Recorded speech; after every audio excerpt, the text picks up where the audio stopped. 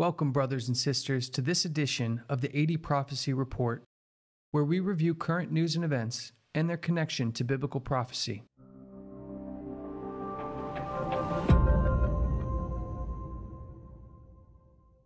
I'm your host, Matthew Shawnshea. If you want to keep up on the latest prophetic events, make sure to join Amazing Discovery's bi-weekly newsletter and hit subscribe to stay informed for the times that we live in. You can join for free just by heading over to welcome.amazingdiscoveries.org.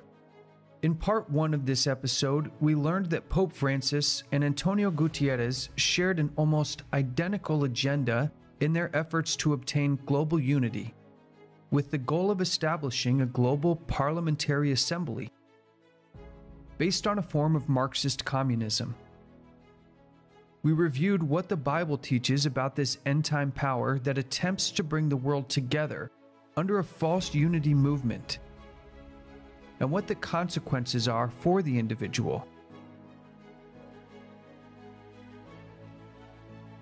Now let's continue our investigation where we left off. In this episode, we'll look at the director of the World Health Organization and the head of the Jesuit order to see how these groups work together to bring about the global communist agenda. And we'll discover what tactic is used to transition the world to this system by using social revolutions to bring about drastic societal changes. Governments must give the strongest support to the multilateral effort to fight the virus led by the World Health Organization, whose appeals must be fully met.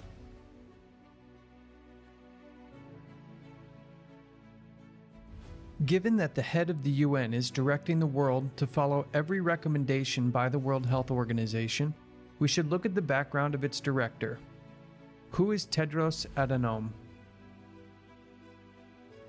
This question has come up recently from various members of the US House and Senate who have made public calls for action to be taken to remove Adhanom from the World Health Organization based on his strong historical support for communism. An article from BBC News states, Dr. Tedros became a member of the Tigray People's Liberation Front. The article from KPRC Radio connects Tedros's past to the historically violent communist organization.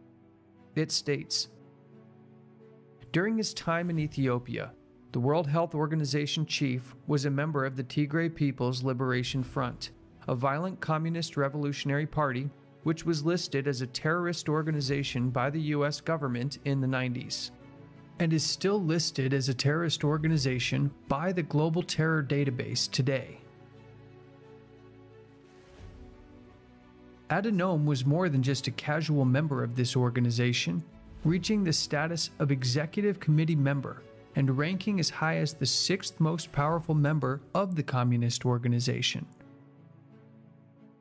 An article titled The Crimes of Tedros Adhanom gives an in-depth look at Adhanom's past, citing the fact that he's the first ever World Health Organization director without a medical degree, and lays out a past more in line with a political career during his 10-year reign as Ethiopian Minister of Health than that of a medical doctor. It states that Adhanom took part in denying aid to political dissidents, covering up epidemics, facilitating systemic discrimination and human rights abuses, refusal of emergency health care by his own Ministry of Health workers. He led a crackdown on journalists and government opponents in his country, where he personally negotiated the return of those dissidents with foreign countries for sentencing in Ethiopia.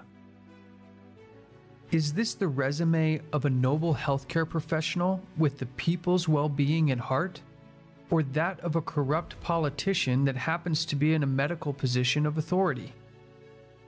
The article continues. Tedros, of course, takes every chance he can to praise the good governance of China, and given the human rights record of the People's Republic, it's no wonder he likes them so much.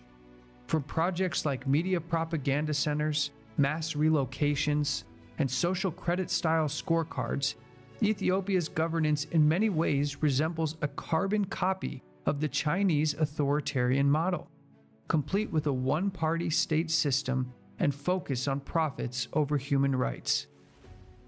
It continues.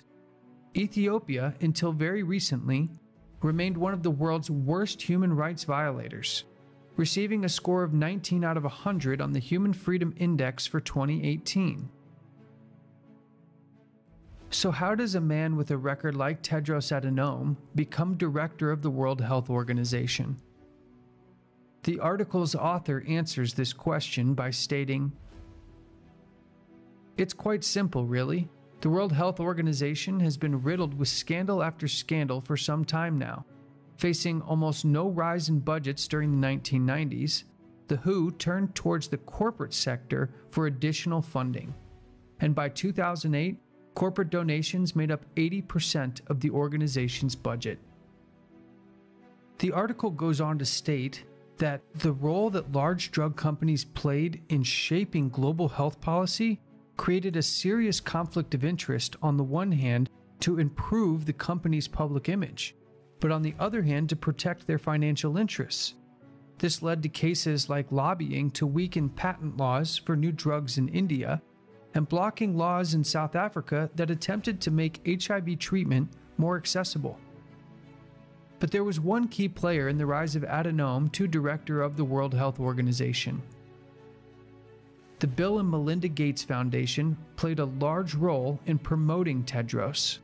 After their large investments into healthcare programs in Ethiopia, which Tedros had facilitated, the foundation was keen to promote similar programs on a global level and donated billions to the World Health Organization towards this end. And it looks as though others in the US government have taken notice of Adhanom's overwhelmingly clear communist convictions. On April 9th, State Representative Liz Cheney made a unique accusation against the head of the World Health Organization, stating that Adhanom believes in the governmental structure of communism, stating the fact that he, quote, has been touting the Chinese Communist Party line from the beginning of this, tells you that he absolutely should go. On March 31st, Senator Rick Scott again stated the same accusations against Adhanom and the World Health Organization, showing a heavily slanted political view towards communism and specifically China. Senator Scott called for a congressional investigation into the World Health Organization and questioned whether the organization should continue to be funded since it's engaged in, quote, helping communist China. Adhanom's past shows undeniable ties to communism, but his ascension to director of the World Health Organization was designed to carry out a very specific purpose in transitioning the world towards this way of communist thinking.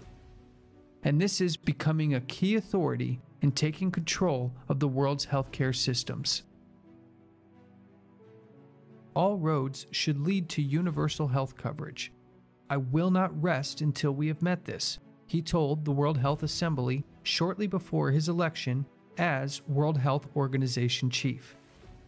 Now that we have an understanding of his background and beliefs, let's hear from Adhanom himself as he reports on his encouragement that world leaders are becoming more supportive of his goal to create a universal health system that mirrors Ethiopia and China in socializing healthcare worldwide. It's also an opportunity to reaffirm that people-centered primary care must be the foundation of our efforts to achieve universal health coverage. And also we have signed new agreements with the World Bank, UN Environment, the United Nations Framework Convention on Climate Change, and others. We have started a new process of engaging with civil society organizations to amplify our collective voices. It's the collective voice which is more potent than the fragmented one. And we finished the year with the UHC Forum in Tokyo, where we witnessed unprecedented political commitment in support of our vision of health for all. My time in these three countries reminded me that universal health coverage is not a pipe dream. It's a reality in many places. Each country I visited was at a different point in its journey, but they have a common destination. This year, universal health coverage will be the theme both for World Health Day and the World Health Assembly, because I have seen a degree of commitment that I didn't actually see would happen during the G20 and my other meetings with leaders, their commitment to push for UHC. I'm more convinced than ever that UHC is not only the best investment in a healthier world, it's also the best investment in a safer world. Adhanom makes it clear that his goal is universal health coverage worldwide. And while this sounds like a noble and needed service, most don't realize that the system he desires is the same that has led to the healthcare crisis in Venezuela, a country with universal health coverage, where critical healthcare services and vital medicines are rationed out at the will of the state, leaving many in desperate need with nowhere to turn, and leaving the state to make determinations on who lives and who dies. Adhanom has made several appeals for world leaders not to politicize the health crisis, yet in reviewing his own press conferences, all one finds are political statements.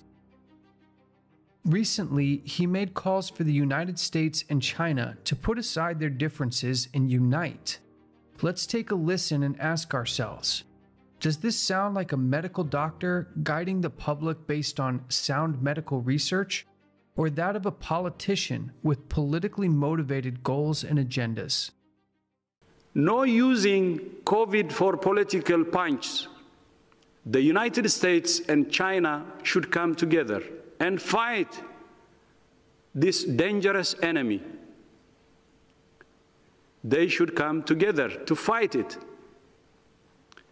And the rest of G20 should come together to fight it. And the rest of the world should come together to fight it. We will have many body bags in front of us if we don't behave. What are we doing? Is this not enough? It's more than enough. And then second, honest solidarity at global level and honest leadership from the US and China. Those who have differences should join hands to fight it. And then the G20 and everybody has to come together. Lack of unity, please prepare. If you don't believe in unity and don't do unity, please prepare for the worst to come. What's particularly interesting is this form of rulership seems to be the government of choice, not just for Gutierrez and Adhanom, but also for major global figure Arturo Sosa, Superior General of the Jesuit Order. An article from 1 Peter 5, a Catholic publication, states, Pope Francis has been planting Marxists throughout the Church, including at the top of the troubled religious order to which he belongs. In 2016, the Jesuits, with the blessing of Pope Francis, installed as its General Superior a Venezuelan, Arturo Sosa Abascal, whose communist convictions have long been known. It goes on to state, Sosa has written about the, quote, Marxist mediation of the Christian faith, arguing that the Church should, quote, understand the existence of Christians who simultaneously call themselves Marxists and commit themselves to the transformation of the capitalistic society into a socialist society. Sosa, as the head of the Jesuits, is known as the Superior General, a title only given within a militaristic organization. To give an idea of the general mindset of this order, consider this quote from Michelangelo Tambolini, 14th Superior General of the Society of Jesus, where he states, From this chamber I govern not only Paris, but to China. Not only to China, but to all the world, without anyone to know how I do it. A brief look at the history of this order shows a resoundingly clear picture of what type of fruit the Jesuits and its general produce. Let's consider just one quote from Napoleon Bonaparte, the famous French military leader who during the French Revolution stripped the papacy of its power and removed the Pope from his seat of authority, witnessing firsthand countless atrocities in his country and around the world at the hands of the Jesuits. He states, "The Jesuits are a military organization, not a religious order.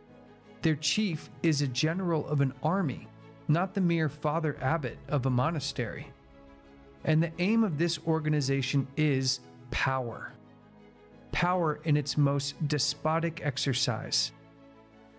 Absolute power, universal power, power to control the world by the volition of a single man. The general of the Jesuits insists on being master sovereign over the sovereign. Wherever the Jesuits are admitted, they will be masters, cost what it may. Their society is by nature dictatorial, and therefore it is the irreconcilable enemy of all constituted authority. Every act, every crime, however atrocious, is a meritorious work if committed for the interests of the Society of the Jesuits or by the order of the general. The agenda of this order is and always has been global, and like the Knights of Columbus, they demand a vow of perfect obedience to any superiors. In the book, The Spiritual Exercises of St. Ignatius, it shows what type of obedience is required of all who are in the order. On page 141, item 13, it states, "If we wish to be sure that we are right in all things, we should always be ready to accept this principle. I will believe that the white I see is black, if the hierarchical church so defines it." This is the definition of blind obedience, meaning every member of the order is required to provide blind obedience to their current superior general, whom they call their ghostly father, Arturo Sosa. Understanding this provides a key to unlocking what type of mindset and governance is favored by this powerful order and by the Pope himself, the first Jesuit Pope in history. An article from the Jesuit magazine America offers a peek into what this order has to say about this type of government and its relationship to the Church, connecting the communist thinking of England Marx directly to Pope Francis and his teachings in his encyclical Laudato Si. It states, "In fact, although the Catholic Church officially teaches that private property is a natural right, this teaching also comes with the provision that private property is always subordinate to the common good. So subordinate, says Pope Francis in a truly radical moment in Laudato Si, that the quote, Christian tradition has never recognized the right to private property as absolute or inviolable, and has stressed the social purpose of all forms of private property. Something like this is paralleled in the Communist Manifesto, when Marx and Engels underscore that abolishing private property means abolishing not personal property or the kinds of things an artisan or farmer might own, but the amassed property held by the rich, which divides human beings into antagonistic classes of people, in other words, the kind of private property that most of us do not have." This line of thinking goes not just for private property, but also for human rights, freedom of speech, liberty of conscience, and a whole host of fundamental individual rights, all of which would be destroyed in the name of the common good in this form of political and religious thinking. To understand the source of this historical financial and social transformation, we must understand the Jesuit concept of liberation theology.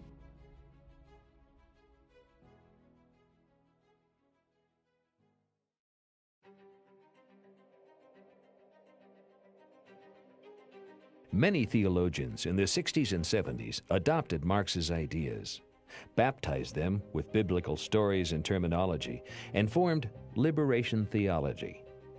They claimed that Jesus came to free the poor from oppression. Class struggle is the basic dynamic of social life. To them, poor countries had been made and kept deliberately poor and dependent on the oppressors, the capitalists. And America is the chief culprit. Liberation theologians, the whole left of the Catholic Church, are people who think identically the way Marxists think. They think it is their work to save the poor instead of the work of a divinity. They were arguing for an economic salvation instead of a theological salvation.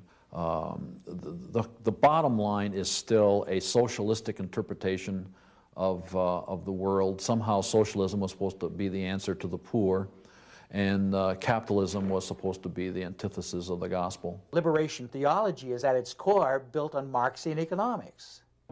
If Christians don't get involved in the revolutionary struggle and respond to the poor's yearning for liberation, they become the oppressors. Since Jesus speaks to the poor, Christians not committed to the revolution have turned their backs on Christ. In liberation theology, commitment to the revolution is essential to what it means to be a Christian. It is difficult to imagine two worldviews that are more at odds than Christianity and Marxism. Liberation theology is a surrender of almost everything that the Christian church has stood for, and a total embracing of whatever version of Marxism happens to appeal to these people at the time. A new type of Marxism is moving forward, neo-Marxism. For these new Marxists, Marxism is not a system of sociology or economics, but a philosophy of human liberation. Neo-Marxism, also known as humanistic Marxism, is commonly advocated by the religious left.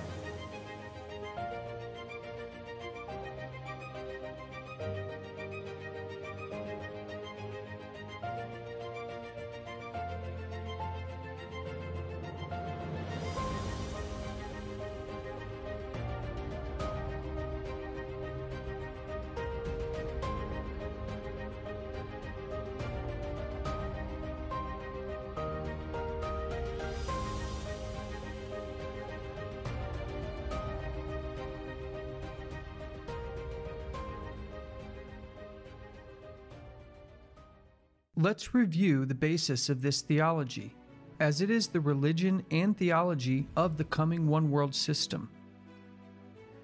It's a theology born out of Latin America. Its foundation does not have its basis in Scripture, but on the oppression of the materially poor, making all who hold wealth evil. It's a theology that holds the belief that the church is the driving force behind liberating billions of poor people and driving a change for moral order. This theology justifies and even mandates the use of any and all means to accomplish its goal. What is its goal? They seek to become the champion of the struggling class, with the goal of overthrowing the predominating capitalist class. And in doing this, changing the focus from the individual study of the Word of God to a more community focus with worldwide group acceptance of social and moral standards, with no need for individual understanding of the Scriptures. Liberation theology is not based on Christ, but on looking at people, how the people fare here and now in their socio-economic realities. The people become the voice of God, not Jesus Christ.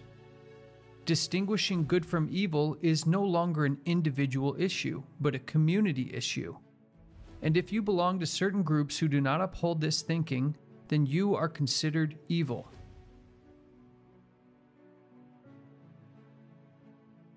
This thinking states sin is not primarily personal, it is social, and almost exclusively the injustice and oppressions of capitalism. The foundation of this theology is pushed despite the fact that Christ never acted or preached on socioeconomic theories of inequality, nor did he discuss political opposition between classes. He never raised a revolution to change the governments or ever preach any sort of political liberation, nor did he show any preference for economic rich or poor, having associated with both rich and poor in preaching the way of salvation for all.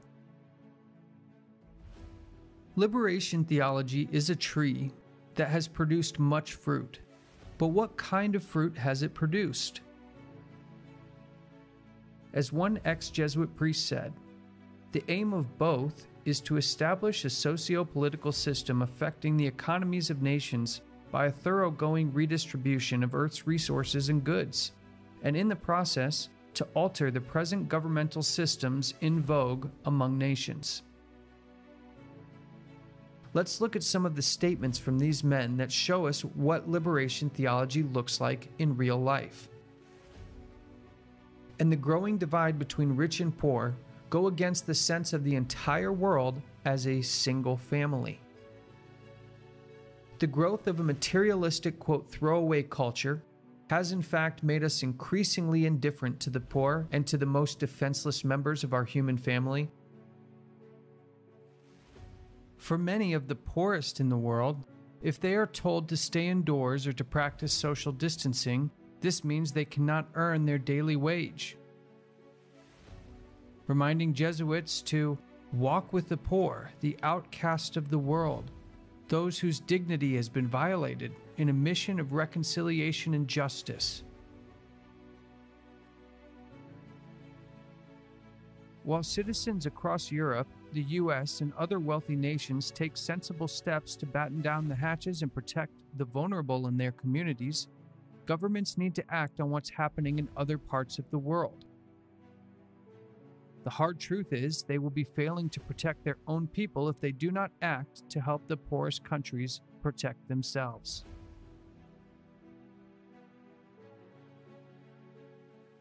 Gutierrez shares this theology in stating, "It is the most vulnerable, women and children, people with disabilities, the marginalized, displaced, and refugees who pay the highest price during conflict and who are most at risk of suffering devastating losses from this disease."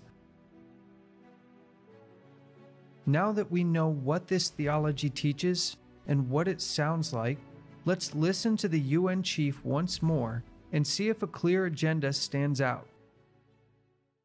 Global solidarity is not only a moral imperative, it is in everyone's interests.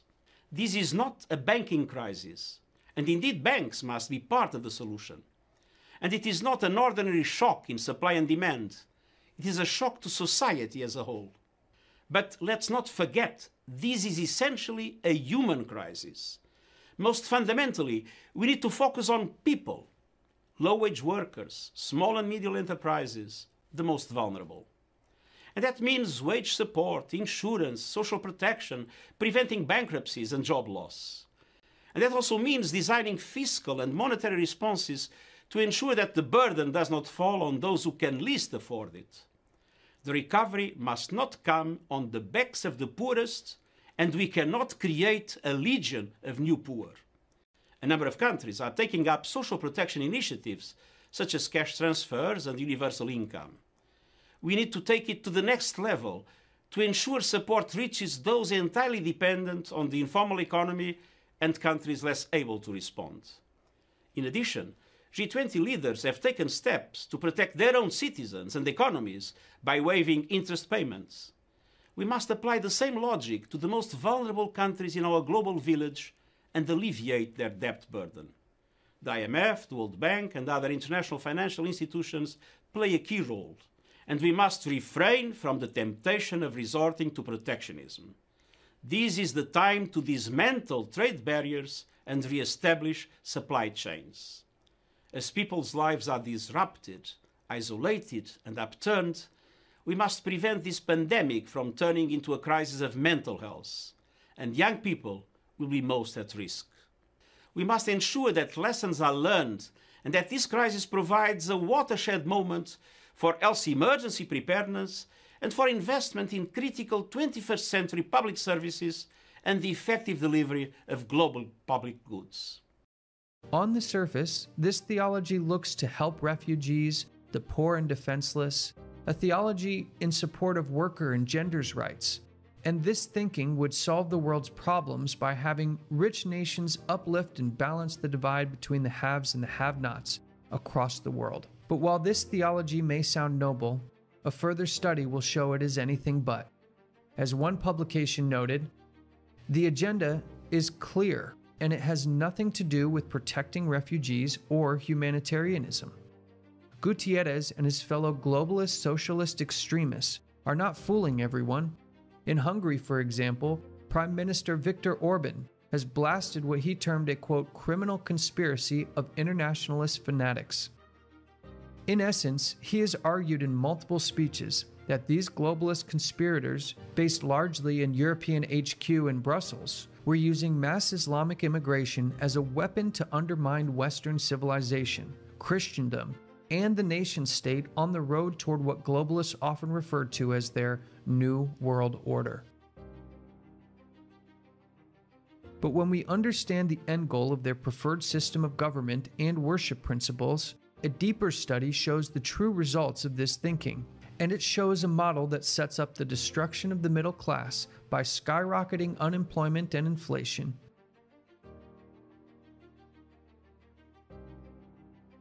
the elimination of independent wealth and private property rights, and a replacement of democratic republics with a state-run government that dictates information, morality, and production of goods based on need as determined by the state. To see the Jesuit model playing out in real life and the system they desire for the whole world, we must look at China to understand the extent of the changes coming to our everyday lives. With the 14th Superior General stating his views of ruling China in the 16th century, what does the Church think of China today?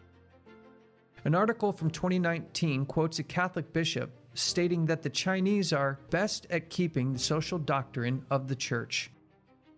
That is complete and total control over the individual and unilateral authority by the state. Bishop Marcelo Sanchez Sornando stated on February 6th that, quote, at this moment, those who best realize the social doctrine of the Church are the Chinese. Sornando told Vatican Insider that he had recently visited China, where he says he found that, quote, the Chinese seek the common good, subordinate things to the general good. He goes on to say, I found an extraordinary China. What people do not know is that the central Chinese principle is work, work, work. As Paul said, he who does not work is he who does not eat. The bishop said that the People's Republic of China has, quote, defended the dignity of the human person, and in the area of climate change is assuming a moral leadership that others have abandoned.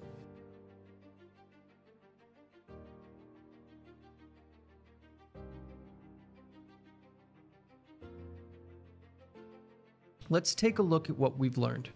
Between Pope Francis, Antonio Gutierrez, Tedros Adhanom, and Arturo Sosa, 3 of the 4 all share one faith. All 4 share a long history of upholding the Catholic social teachings of common good and moral conduct we covered in the previous episode. All 4 are in positions of extreme influence in shaping societal affairs. All 4 share a long history of supporting a Marxist version of communism. The operation of the economy and society has started to shift to reflect the same attributes as those described in Marxist thinking. What would this look like in the real-world setting? It would look like governments taking control of supply chains, commandeering private property for public use, and demanding suppliers make specific goods based on societal needs. The Protestant Reformation identified the papacy as the Antichrist power identified in the books of Daniel and Revelation. To understand how we know the Reformers correctly and unanimously identified Rome as the beast power of Revelation, check out The Twin Pillars of the Reformation by Walter Veit. Looking at the leaders of this little horn power, a clearer line of thinking starts to form in what the future might hold. And the picture it shows is a forming global church-state system, founded in Catholic teachings and enforced by a form of Marxist communist government.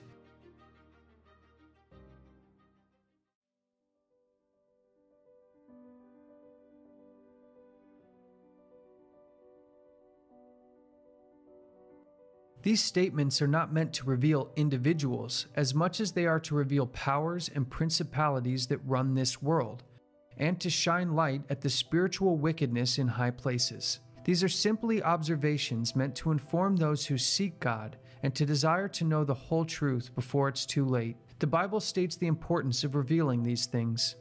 For we wrestle not against flesh and blood, but against principalities, against powers, against rulers of the darkness of this world, against spiritual wickedness in high places. And to what intent is this done? To the intent that now, unto the principalities and powers in heavenly places, might be known by the church the manifold wisdom of God. All this is made known for the individual to heed this call. Come out of her, my people, that you be not partakers of her sins, and that you receive not of her plagues. At its source, the movement for a global system of governance stems exclusively from the papacy, using its various secretive orders such as the Knights of Columbus and the internal militia of the Church, the Jesuit order, who together are striving to instill a specific mindset for society that will fundamentally change every aspect of our lives. Many say that the papal system has faded in power and influence over the years, with various scandals and a seemingly wavering faithful following. Yet Revelation 13:3 shows us that while it may appear this way, Rome's power will be restored to the level it once had, and that all the world will be affected. Revelation 13:3 states, "And I saw one of his heads as it were wounded to death, and his deadly wound was healed, and all the world wandered after the beast." The Bible details a clear divide between the forces of good and the forces of evil throughout its sacred pages. It explains the perspective of Earth's final history from both sides of the aisle, and what it describes is a conflict that will affect everyone, meaning no one will be able to avoid making a clear and definitive choice for one of these two forces. Revelation 13:7 shows what this power will do and how many will be affected.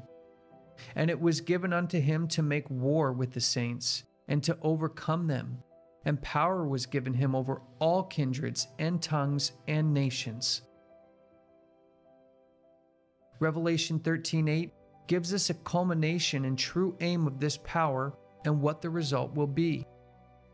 "And all that dwell upon the earth shall worship him, whose names are not written in the book of life of the Lamb, slain from the foundation of the world." The most important question a person can ask themselves now is, what can I do about this? Get to know the God of the Bible, the true Creator and the Lord of the Sabbath for yourself. Colossians 1:16, "For by him were all things created, that are in heaven and that are in earth, visible and invisible, whether they be thrones or dominions or principalities or powers. All things were created by him and for him." The next thing to do is to develop a personal relationship with Jesus Christ. "If a man love me, he will keep my words, and my Father will love him, and we will come unto him and make our abode with him." We must understand that God truly is in control by giving us the information we need to make informed decisions. Mark 13:23, "But take ye heed, behold, I have foretold you all things. The Lord knoweth the thoughts of man, that they are vanity. I am he that searches the reins and hearts, and I will give unto everyone according to your works." The most important thing we can do is pray. Not just pray for ourselves and for our loved one, but pray for our enemies. Matthew 5:44. But I say unto you, love your enemies, bless them that curse you, do good to them that hate you, and pray for them which despitefully use you and persecute you. Thank you for joining. We hope you will share this message, knowing that even one seed of truth can blossom into a beautiful tree for the kingdom of God. May God bless you and keep you always in the name of Jesus.